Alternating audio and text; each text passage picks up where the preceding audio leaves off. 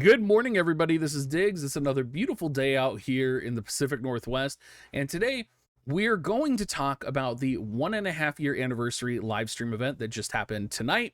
It was a fan fest for 100 viewers or participants that entered, and it was kind of taken at random, right? The people that were accepted in. And we got a lot of good, juicy information. It was really cool to just kind of hang out and hear Hiroki and Hirono talk to us and interact with us and interact with other people. I didn't get to interact with them directly, but it was so cool. They addressed cheating, which I think is a really big deal. They talked about male swimsuit units. So for those of you that are excited for potentially a swimsuit Engelbert, stay tuned. I'm going to kind of go over all of it. So let's go ahead and dig in.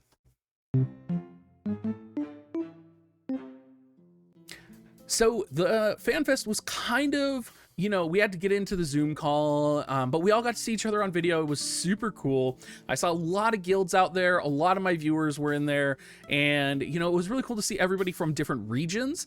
And I think Ark pointed this out. If you guys are familiar with Ark from the Rhapsody community, he pointed out that, you get to see the actual community makeup of the game. And I think that is more impactful in a way that a lot of people don't really realize. And it was super cool. It was super cool just to see people's faces, right? And it really gets me excited for what an actual fan fest in person might look like.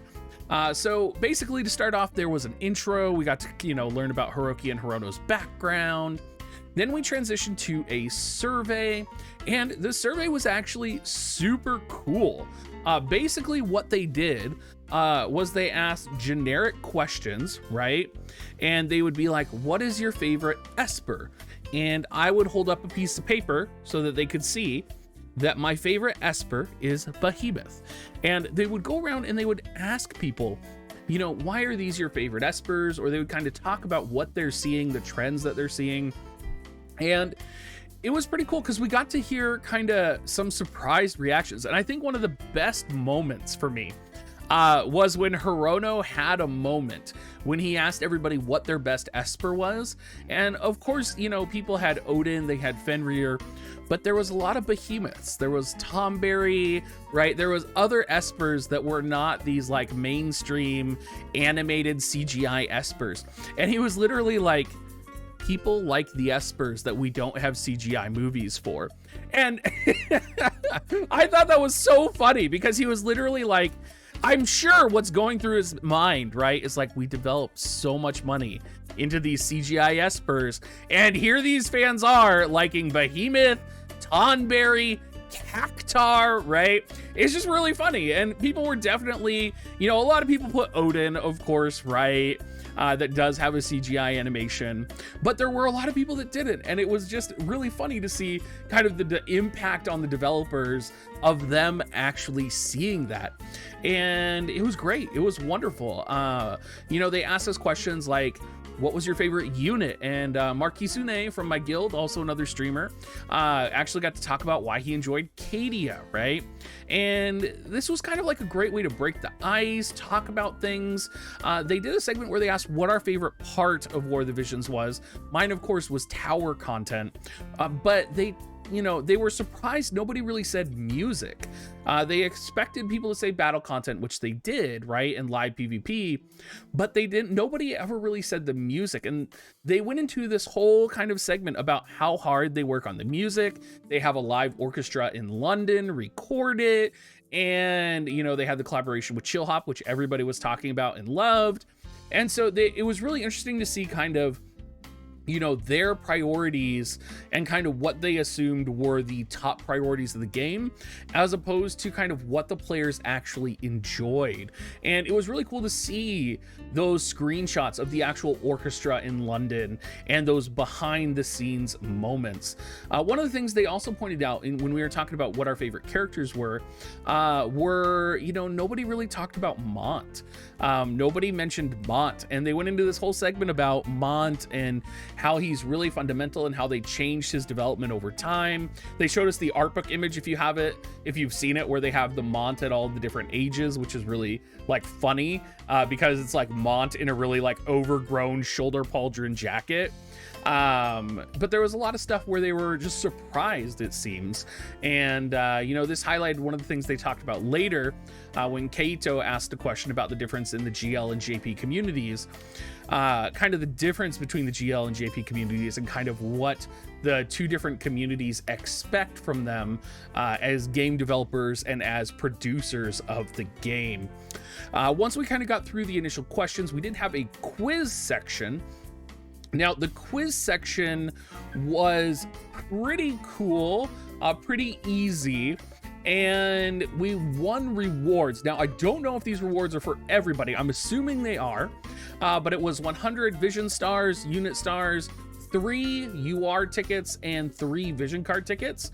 So potentially we'll be getting that sometime in October, they said. After that came the segment that kind of everybody was stoked for, which was the questions segment.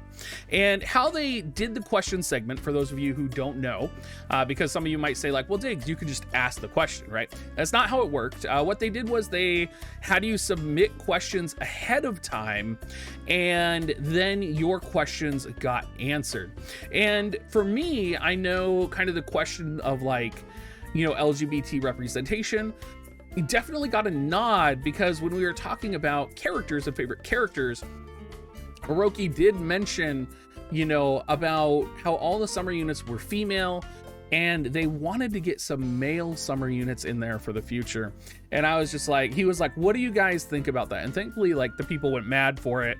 You know, everybody's out there like, yeah, because you can't speak, but you can like motion like this, right? I just punched my microphone.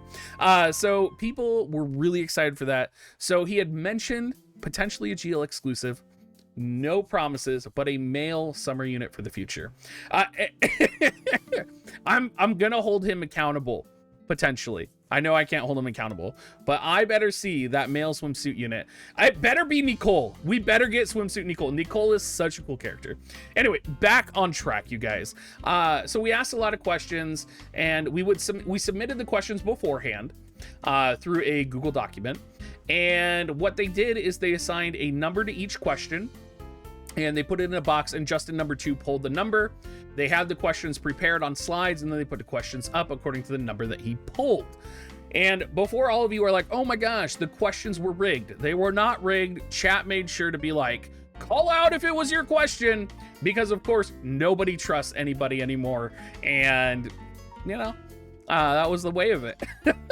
So some of the questions that got asked were really interesting. One of them was on potentially non-human characters in the game, because, you know, we have 2B, we have 9S, and Hiroki had kind of responded that, you know, this game is really focused on human characters and human kingdoms, and that's kind of the direction this game is going. It's not necessarily sort of this, I guess the high fantasy would be the word, high fantasy world with a bunch of different kind of, you know, elves or, you know, what have you. He did point out Freyevia is in the game. And I don't know if Freyevia is classified as like a fairy in the game or something, but he mentioned that Freyevia was a different race, so I'm not sure kind of about that, but he said it's something they had initially explored kind of in the founding of the game. I don't know if that would be like beast tribes or something. He didn't really go into it, but potentially you may see something of this, but the game is going to primarily focus on humans going forward. No mention of like Construct 8 or anything like that. Another question that was asked was around, I'm trying to think of the best way to phrase this. It was like storylines for characters that we already have in the game. So like King Elda, you know, shout out to Leo's Hontai, who's the person who asked this question. Who Leo's Hontai out there, he was in there, he got like called on by Hiroki. He asked a question about Sir O, like his question got picked in the question and answer session. He asked a question about Sir O. Like, shout out to this guy. Like, he was nailing the Sir O questions, and like just right in my heart, dude. Like, you have no idea. But the question that he asked was, you know, are we going to see more story related to these characters? In particular, like a past for Queen Helena and King Elda. In particular, maybe some more, explanation on Sir O's story. And Hirono responded that yes, it is something they're looking at because they do have kind of the alternate story context in JP. I don't know if they're called alternate storybooks. Maybe Cabbage can explain down below if he's watching this video. But they do have that kind of content on the JP side, and that is something that they could potentially do and that they have thought about actively. The next thing that kind of happened was they didn't mention Sir O, and then I was like, Sir O, Sir O, Sir O in chat, because that's all I do is I scream about Sir O. And Hirono actually saw it, so I was like, I had a moment of like, senpai noticed me. But he said that Sir O's storyline will be explored further with the katana that he has. So there's a potential for more O storyline relation to, are they called Heavenly Blades? I'm not sure if they're called Heavenly Blades, but the blades that are, kind of showing up in the Seymour Gilgamesh storyline right now. We're gonna get some more O information regarding that. Let me see. I do have a sheet here of like the questions that were asked. And I think I got most of them. Oh, Cecil, dual element units. So there was a question, and we'll talk about cheating kind of as the last thing because it's probably the heaviest. But the question that was asked was regarding Cecil and whether or not we would see dual element Cecil, kind of like Brave Exvius is doing, or not. And the developers actually said that they had tried to do dual element Cecil. They actually have art designed for Dark Knight Cecil with War of the Visions. And what happened is, this dual element Cecil was too powerful to put into the game. And so what they did is they just put Paladin Cecil into the game. And they talked about how they have this art for Dark Knight Cecil that they do want to release because it's amazing art, and they had planned to do a Dark Knight Cecil. So potentially we might see some Dark Knight Cecil art in the future. We might see something, exciting around that, which would be really cool. I would love that.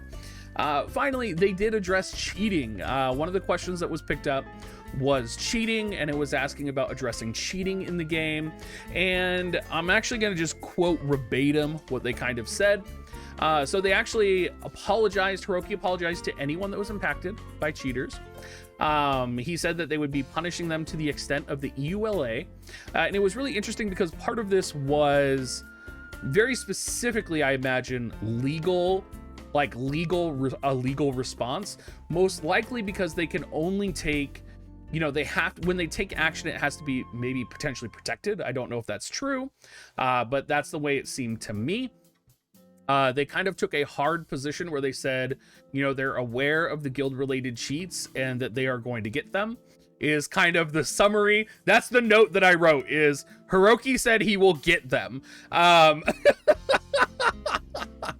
They said they want to enjoy fun and fair gameplay, and very specifically underlined 3 times in my notes, Hiroki said he would punish cheaters. So they were planning on punishing them to the extent of the EULA, is my understanding. I don't even know if that's the proper word there. But kind of the message to the community that seemed to be towards the end of this question was, asking for consideration to the community to let them clean up the game. And they're aware of this. It's going on. They know it's going on. And what they need from you is time to take care of this. What I would say is, give them 2 months, give them 3 months. And there are people who might say, well, the Draconian issue went on for 2 or 3 months already. And you're absolutely right, it did. But the fact that we're getting a public statement in this way, and that they're literally saying they're going to get them, leads me to believe that they might be taking more action that we potentially don't know about. Anyway, everybody, that's kind of the summary. I know that last part was like a really intense thing to leave off on. Personally, I really enjoyed the 1.5 year anniversary, and I hope they do it again. They mentioned that they want to do this type of thing a lot more. They want to get more people involved. They want to have more fun, and I can't agree more. I'm very stoked for it. So thank you so much, everybody, and have a great rest of your day. I'll probably see you on stream tonight. I think I'm going to be doing a YouTube stream for Reset, so I'll see you guys there.